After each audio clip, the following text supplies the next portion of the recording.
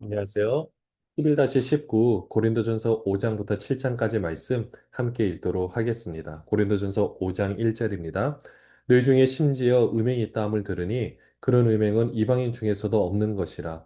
누가 그 아버지의 아내를 취하였다 하는도다. 그리하고도 너희가 오히려 교만하여져서 어찌하여 통한에 여기지 아니하고 그 일 행한 자를 너희 중에서 쫓아내지 아니하였느냐. 내가 실로 몸으로는 떠나 있으나 영으로는 함께 있어서 거기 있는 것 같이 이런 일 행한 자를 이미 판단하였노라.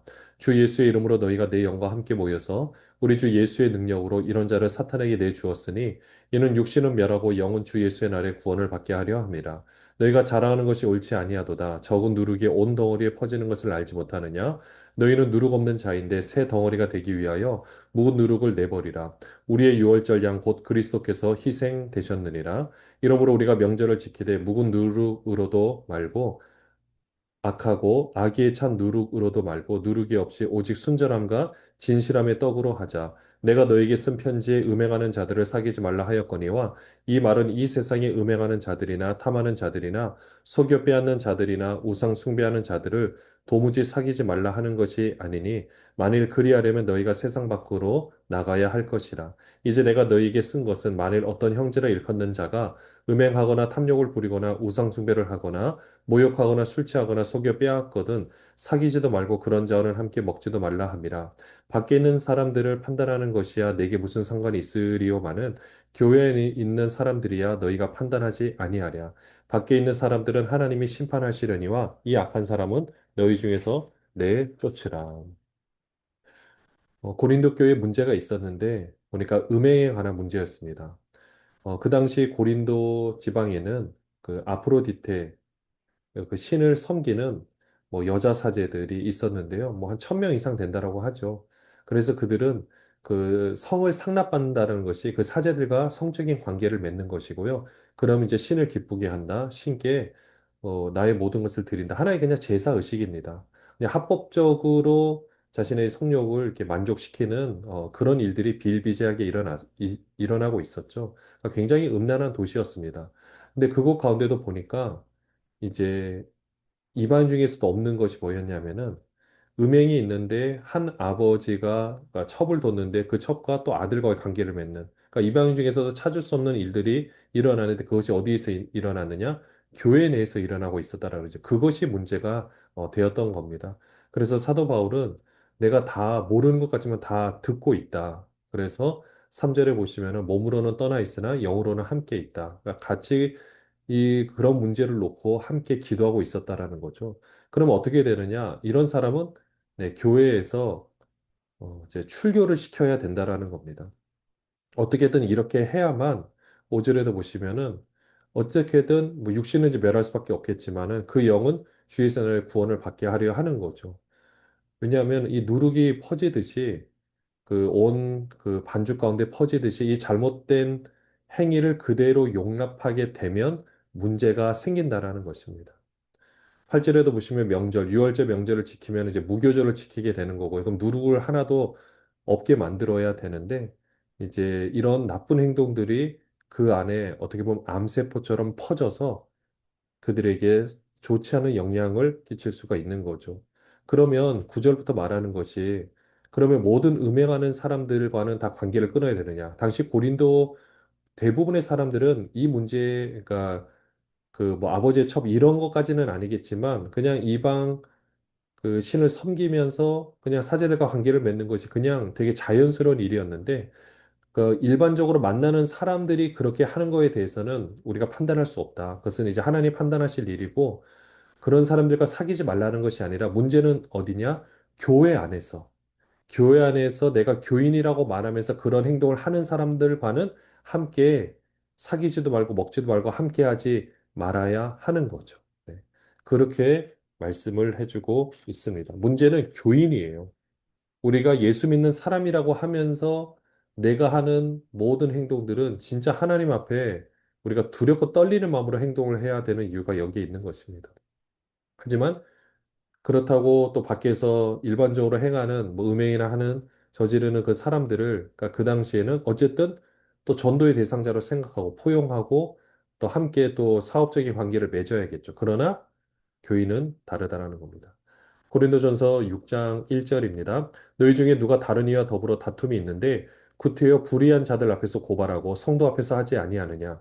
성도가 세상을 판단할 것을 너희가 알지 못하느냐? 세상도 너희에게 판단을 받겠거든 지극히 작은 일 판단하기를 감당하지 못하겠느냐? 우리가 천사를 판단할 것을 너희가 알지 못하느냐?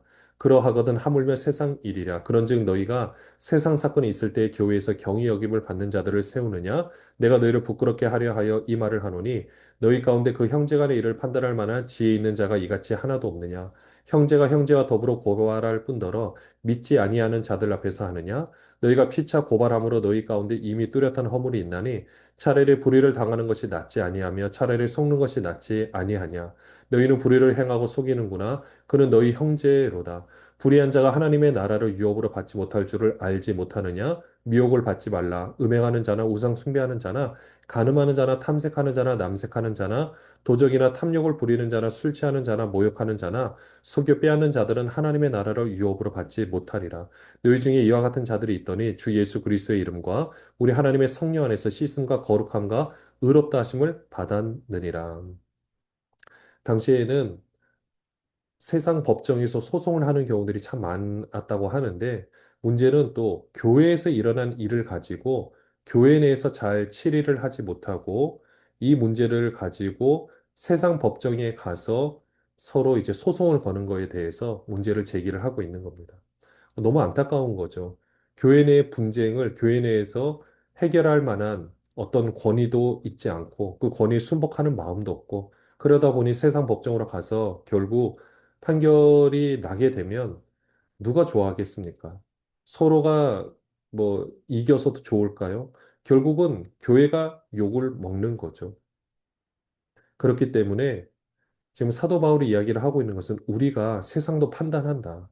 이절에 성도가 세상을 판단하는 것을 너희가 알지 못하느냐? 우리의 바른 행실로 그들의 삶이 잘못되었구나라는 것을 깨닫는 것이 사실은 판단을 하는 거거든요. 또 3절에 우리가 천사도 판단한다라고 했습니다. 우리는 구원받은 하나님의 후사죠. 우리를 통해서 구원받은 자로서 하나님의 자녀로서 이 세상 모든 만물들을 우리의 옳은 행실로 판단할 수 있는 특권을 하나님께서 주셨다라는 겁니다. 그러니까 세상 법정에 나가기 전에 내가 차라리 좀 손해를 보는 것 같아도 그 안에서 지혜롭게 해결하는 것이 중요하다라는 겁니다.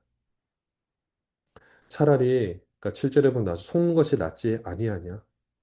그냥 내가 좀 손해 보더라도 그렇게 교회 내에서 해결하는 것이 좋다라는 거죠. 또 하나님의 나라를 유업으로 받을 줄 알지 못한다는 것이 음행, 뭐 우상숭배, 가는 탐색, 또 남색, 이거 이제 동성애를 말하고 있죠. 이런 모든 것들 하나님의 나라를 유업으로 받지 못한다라고 했습니다. 그러니 바르게 우리가 생각하고 성도라고 불리운다면 정말 하나님 앞에 두렵고 떨리는 마음으로 우리 삶을 살아내야 할 것입니다. 12절부터 보시면요.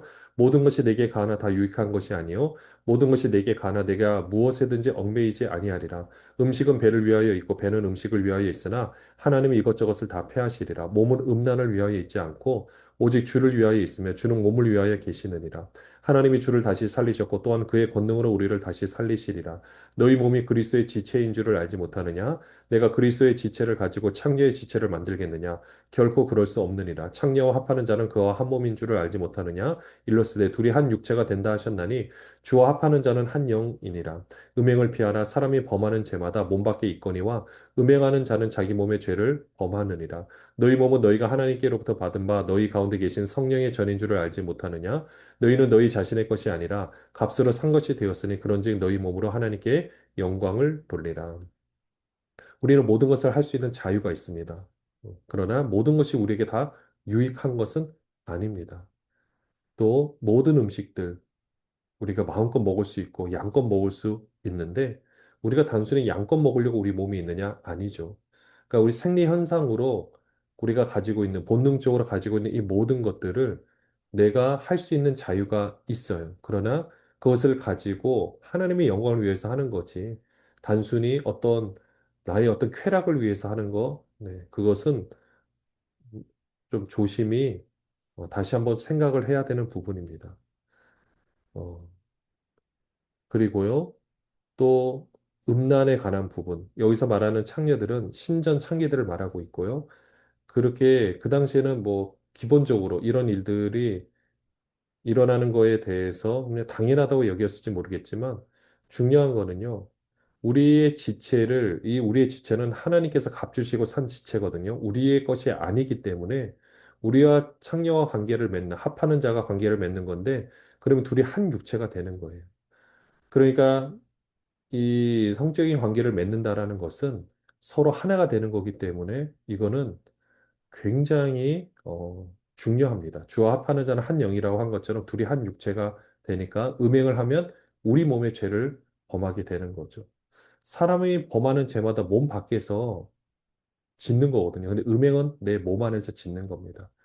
그렇기 때문에 이건 정말로 조심해야 하는 것입니다. 요즘에는 이런 부분이 너무나도 그냥 그 육신의 어떤 쾌락, 내가 생각하는 내 몸은 내 것이다라고 말하는 이런 주장 때문에 어떻게 보면 이런 윤리들이 성윤리 또한 완전히 무너졌는지 모르겠지만 물론 고린도 교회의 어려운 상황 가운데서 지켜야 되는 거지만 현실에서도 동일한 겁니다. 우리의 몸은 하나님의 것이고요. 값주시고 산 것이기 때문에 우리는 하나님의 영광을 위해서 우리 몸을 우리의 의지를 통해서 아름답게 써야 하는 것입니다. 고린도전서 7장 1절입니다. 너희가 쓴 문제에 대하여 말하면 남자가 여자를 가까이 아니함이 좋으나 음행을 피하기 위하여 남자마다 자기 아내를 두고 여자마다 자기 남편을 두라. 남편은 그 아내에 대한 의무를 다하고 아내도 그 남편에게 그렇게 할지라. 아내는 자기 몸을 주장하지 못하고 오직 그 남편이 하며 남편도 그와 같이 자기 몸을 주장하지 못하고 오직 그 아내가 하나니 서로 분방하지 말라. 다만 기도할 틈을 얻기 위하여 합의상 얼마 동안은 하되 다시 합하라. 이는 너희가 절제 못함으로 말미암아 사탄이 너희를 시험하지 못하게 하려 함이라. 그러나 내가 이 말을 함은 허락이요 명령은 아니니라. 나는 모든 사람이 나와 같기를 원하노라. 그러나 각각 하나님께 받은 자기의 은사가 있으니 이 사람은 이러하고 저 사람은 저러하니 내가 결혼하지 아니한 자들과 과부들에게 이르노니 나와 같이 그냥 지내는 것이 좋으니라. 만일 절제할 수 없거든 결혼하라. 정욕이 불같이 타는 것보다 결혼하는 것이 나으니라. 결혼한 자들에게 내가 명하노니 명하는 자는 내가 아니요 주시라. 여자는 남편에게서 갈라서지 말고 만일 갈라섰으면 그대로 지내든지 다시 그 남편과 화합하든지 하라.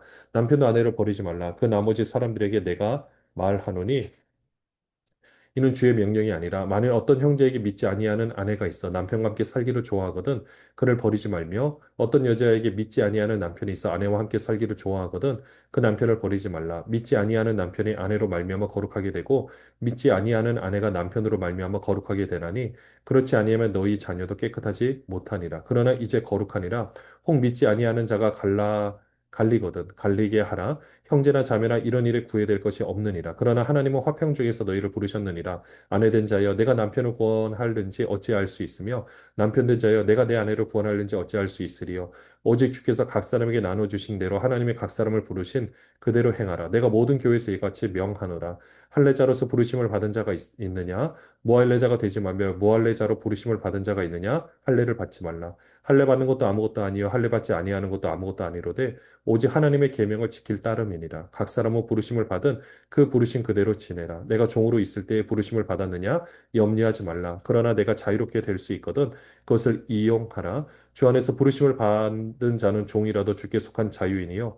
또 그와 같이 자유인으로 있을 때에 부르심을 받은 자는 그리스도의 종이니라. 너희는 값으로 사신 것이니 사람들의 종이 되지 말라. 형제들아 너희는 각각 부르심을 받은 그대로 하나님과 함께 거하라. 결혼에 대해서 사도 바울이 권면을 하고 있습니다. 우선은 그 이때 당시 고린도 교회의 상황을 놓고 이 고린도전서 7장을 또 봐야 되는데요. 그러니까 그 당시에는 음란하는 것 자체가 사회적으로 문제가 되지 않았을 시대입니다. 그러니까 밖에 세상인 기준으로 보면 이건 그냥 자연스러운 일이었던 거죠. 결혼한 사람도 마찬가지였습니다. 그러니까 그러다 보니 그런 상황 가운데서 지금 사도 바울이 특별히 권면을 해주고 있는데요. 무엇보다 이전에 음행을 피하기 위하여서 부부간에 서로 남편과 아내로서 있는 것이 중요하다라고 하죠. 그리고 서로 간의 의무를 다해야 된다라고 주장을 하고 있습니다. 다만 그 5절에도 보시면 분방 따로 방을 쓰지 말라라고 했는데 기도하기 위해서 합의상 얼마 동안 하지만 다시 합하라는 거죠. 왜냐하면 사탄의 너희를 시험하지 못하게 하려 함이라. 혹시라도 또 이방 이방 신을 섬기는 또 그런 사제 또는 남사제와 함께 또 그 정욕을 못 이겨서 관계를 맺을 수 있기 때문에 조심하라는 거죠. 자, 그 다음에 8절부터 보시면 그래도 만약에 그, 그 전에 결혼하지 않았더라면 그냥 나와 같이 되기를 원하노라. 그러니까 사도 바울은 결혼하지 않은 것으로 이렇게 보여지는데요. 그 가운데서 만약에 뭐 과부들과 그렇게 결혼하지 않은 사람이 있으면은 그냥 그대로 있으라라는 거죠. 물론 이렇게 명하는 것은 여기서 명하는 것은 결혼한 자들이 명하는 것은 먼저 이렇게 주님께서 명하는 겁니다. 남편에서 갈라서지 말고 그러니까 나는 이제 하나님 일을 할 거야. 그래서 이혼하거나 그렇게 하지 말라라는 거예요. 절대 그렇게 하지 말라. 이거는 하나님께서 주님께서 명하셨다라고 분명히 말하고 있습니다. 근데 12절에 그 다음 사람들에는 이것은 주의 명령이 아니라 사도 바울이 그냥 권면하고 있는 겁니다. 이것은 혹시라도 믿지 아니하는 아내가 있어 남편과 함께 살기를 좋아하면 어떻게 돼요? 그래도 함께 살라라는 거죠. 반대로 믿지 않은 남편의 아내와 함께 있다. 살기를 좋아하면은 네, 그대로 살라라는 겁니다. 왜냐하면 그 아내, 그 남편으로 말미암아 예수를 믿을 수 있기 때문에. 근데 그 과정은 참 힘이 듭니다. 그래서 우리가 보통 불신 결혼이 어떠냐, 이건 어떠냐에 대한 답은 사실 없습니다.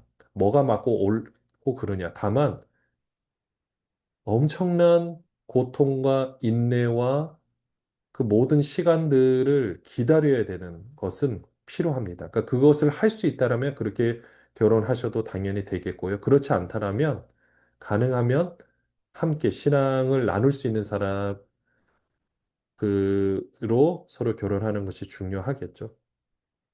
네, 그렇게 해서 서로 구원을 받을 수 있다라고 이야기를 하고 있고요. 무엇보다 20절에 부르심을 받은 그 부르심대로 지내는 것이 중요합니다. 자유롭게 될 수 있으면 자유롭게 하는 거예요. 그러나 또 자유인으로 있을 때 때로는 내가 어디 매여 있다 할지라도 각각 부르신 대로 우리 열심히 하면 됩니다. 그러니까 자유인 아니면 노예로서 있다 할지라도 매여 있다 할지라도 그곳에서 우리가 할 일에 최선을 다하면 되는 겁니다. 그러니까 오늘 우리가 하나님을 잘 섬기는 것은 뭡니까? 우리가 남편이면 남편으로서 아내면 아내로서 내가 독신이면 독신으로서 또 내가 매여 있는 사람이 매여 있는 사람으로서 또 자유인이면 자유인의 사람으로서 나름대로 최선을 다해서 그 일을 잘 감당하는 것입니다. 25절부터 보시면요. 처녀에 대하여는 내가 주께 받은 계명이 없으되 주의 자비하심을 받아서 충성스러운 자가 된 내가 의견을 말하노니 내 생각에는 이것이 좋으니 곧 임박한 환난으로 말미암아 사람이 그냥 지내는 것이 좋으니라. 내가 아내에게 매였느냐 노이기를 구하지 말며 아내에게 노였느냐 아내를 구하지 말라. 그러나 장가가도 죄짓는 것이 아니요 처녀가 시집가도 죄짓는 것이 아니로되 이런 이들은 육신의 고난이 있으리니 나는 너희를 아끼노라. 형제들아 내가 이 말을 하노니 그때가 단축하여진 고로 이후부터 안에 있는 자들은 없는 자 같이 하며 우는 자들은 울지 않는 자 같이 하며 기쁜 자들은 기쁘지 않는 자 같이 하며 매매하는 자들은 없는 자 같이 하며 세상 물건을 쓰는 자들은 다 쓰지 못하는 자 같이 하라. 이 세상의 외형은 지나감이니라. 너희가 염려 없기를 원하노라. 장가가지 않은 자는 주의 일을 염려하여 어찌하여야 주를 기쁘시게 할까 하되 장가간 자는 세상 일을 염려하여 어찌하여야 아내를 기쁘게 할까 하여 마음이 갈라지며 시집가지 않는 자와 처녀는 주의 일을 염려하여 몸과 영을 다 거룩하게 하려 하되 시집간 자는 세상 일을 염려하여 어찌하여 남편을 기쁘게 할까 하느니라. 내가 이것을 말하면 너희의 유익을 위하며 너희에게 올무를 놓으려 함이 아니니 오직 너희로 하여금 이치에 합당하게 하여 흐트러짐이 없이 주를 섬기게 하려 함이라. 그러므로 만일 누가 자기의 약혼녀에 대한 행동이 합당하지 못한 줄을 로 생각할 때 그 약혼녀의 홍기도 지나고 그같이 할 필요가 있거든 원하는 대로 하라. 그것은 죄 짓는 것이 아니니 그들로 결혼하게 하라. 그러나 그가 마음을 정하고 또 부득이한 일도 없고 자기 뜻대로 할 권리가 있어서 그 약혼녀를 그대로 두기로 하여도 잘하는 것이니라. 그러므로 결혼하는 자도 잘하거니와 결혼하지 아니하는 자는 더 잘하는 것이니라. 아내는 그 남편이 살아있는 동안에 매여 있다가 남편이 죽으면 자유로워 자기 뜻대로 시집갈 것이나 주 안에서만 할 것이니라. 그러나 내 뜻에는 그냥 지내는 것이 더욱 복이 있으리로다. 나도 또한 하나님의 영을 받은 줄로 생각하노라. 처녀에 대해서는 하나님으로 받은 계명이 없다라고 했습니다. 그래서 사도 바울이 개인적인 의견을 내놓는데요. 당장 지금 어려운 일들이 닥칠 거를 생각해서 그냥 지내는 것이 좋을 거다. 이렇게 권면은 해주고 있습니다. 그렇지만 장가 가는 것이 죄냐? 아니죠. 그러니까 혹시라도 어떻게 해서 뭐 사별이라든지 이렇게 해서 또 이제 아내와 남편에서 이제 떠나 보내야 되고 홀몸이 이렇게 되었다라면 그 자체 가운데서 어떻게 하느냐? 열심히 주의를 사역을 하라는 거죠. 왜냐 29절에 보시면 안에 있는 자들은 없는 자 같이 하며 최선을 다해서 주님 일을 하라는 겁니다. 그러면 아내한테 잘하는 게 잘못되느냐? 아닙니다. 다만 우선순위나 이런 모든 것에서 그러니까 배척을 하라는 것이 아니라 우선순위에서 나누라는 것이 아니라 아내를 섬긴다라면 그러니까 아내와 함께하고 남편을 섬기고 아내와 한다라면 동일하게 주님을 더 이상으로 생각하면서 그 모든 일을 감당해야 하는 거죠. 왜냐하면 사람은요, 내가 어떤 거 하는 일을 정말 중요한 일을 그 내가 또 생각하는 일 때문에 하지 못할 때가 있습니다. 그렇게 하는 것은 조심해야 하겠죠. 그러니까 그런 부분들을 잘 지혜롭게 생각하고요. 왜 그런가 또 보면은 예를 들어서 남자가 결혼을 하게 되면 그전에는 뭐 사역 같은 데 올인을 하다가 모든 시간을 쏟다가 아내와 결혼하면 이제 시간을 함께 맞춰야 되고 또 아내를 위해줘야 되고 그러다 보면은 내가 하는 일에 영향을 받을 수 있습니다. 근데 그게 손해냐? 절대 그렇지는 않습니다. 사역의 깊이가 달라지고요. 생각하는 모든 방식들이 달라지게 됩니다. 그러다가 또 아이를 가지게 되면 그때부터는 모든 것들을 바라보는 눈이 또 달라집니다. 그러니까 예전에 시간으로 투자했다면 그 다음에는 시간이 아니라 이제는 정말 질적으로 모든 것이 달라지는 것을 보게 되죠. 근데 그 과정 가운데서 자칫 잘못하면 내가 해야 될 일임에도 불구하고 하지 않고 또 해야 될 일에 대해서 더 많은 정성을 투자하지 않고 다른 일로 넘어가게 될 수가 있거든요. 그러니까 그러면 이제 문제가 되는 거죠. 네, 그렇기 때문에 그런 부분만 잘 주의하면은 이제 가능하면 뭐 결혼하지 않고 있는 것이 일단 사도 바울은 좋다라고 이야기를 하고요. 그 하나님 일을 하기 위해서. 그러나 결혼해서 하는 것도 중요하다. 네. 이거는 사도 바울이 권면을 해주고 있는 겁니다. 그러니까 중요한 건 뭐겠습니까? 결국 29절에 있는 말처럼 안에 있는 자들은 없는 것 같이 하며, 그러니까 뭐 무시한다, 이 문자적으로 절대 이렇게 해석하면은 안 되고요. 있는 자지만은 혹시라도 또 없는 사람들도 있고, 마음 아파하는 사람도 있고, 사별한 사람도 있고, 여러 가지 많은 상황들을 없는 자 같이 하라는 것은 그 사람들의 마음을 돌보고 함께 해주라는 겁니다. 그러니까 나는 있으니까 나는 이렇게 한다 이것을 막 자랑스럽게 얘기하면 그 누군가는요 간증 때문에 힘들어하는 사람이 있습니다. 뭐 간증의 주인공이 되는 거 정말 중요합니다. 그런데 간증의 주인공이 되지 않는 사람들도 정말 많거든요. 그러면 그 사람들은 다 잘못한 거냐? 우리가 손가락질을 하지 않지만 은근하게 간증의 주인공들을 바라다 보면 나머지 사람들을 그렇게 배척하는 경우들이 있는 것을 봅니다. 그렇기 때문에 어떤 상황이든지 간에 정말 주님의 일을 가장 우선순위에 두면서 그것을 어떻게 더 지혜롭게 할 것인가를 바라보며 우리 삶을 바라보면 좋을 것 같습니다. 우리 자녀를 봐도요. 이렇게 보시면 돼요. 옛날에는 목회자는 우리 자녀들을 개인적으로 아끼면은 다른 사람들, 다른 일을 하지 못한다. 근데 이걸 그렇게 생각하는 경우들이 많았습니다. 근데 바꿔 생각하면요. 목회자는 성도님들을 보고 함께 있는 상황에서는 우리 자녀를 챙기는 것이 다른 데서 잘 챙기면 돼요. 굳이 보는 데서 막 챙기고 그럴 필요 없거든요. 그 누군가는 그것 때문에 또 마음 아파할 수 있기 때문에. 그러니까 이런 모습인 겁니다. 나머지 있는 시간에 최선을 다하면 됩니다. 그리고 사역이나 어떤 일을 할 때는 정말 없는 것처럼 굳이 거기서 막 그렇게 뭐 다른 티를 낼 것도 없이 그렇게 하면 되거든요. 이거는 사회뿐만 아니라 우리 교회에서도 다 마찬가지인 것 같습니다. 보이지 않는 곳에서 정말 잘해주고 함께 해주면 됩니다. 마음으로 함께 해주고 그리고 내가 사역이나 모든 거 할 때는 정말 온전히 거기서 올인할 수 있도록 서로 또 배려해주는 것도 필요하죠. 그러니까 지혜롭게 우리 모든 일들을 잘하면 될 것 같습니다. 기도하겠습니다. 하나님 아버지, 고린도교회 문제를 통해서 오늘날의 우리의 상황들을 다시 한번 바라봅니다. 반면교사의 역할을 하고 있는 이 고린도교회 문제를 사도 바울이 해결해 가는 모습을 바라보며 정말 주님을 향한 그 열정들을 다시 한번 우리가 생각하고 바라보고 나가는 우리 모두들 되게 하여 주시옵소서. 예수 그리스도의 이름으로 기도합니다. 아멘. 안녕하세요.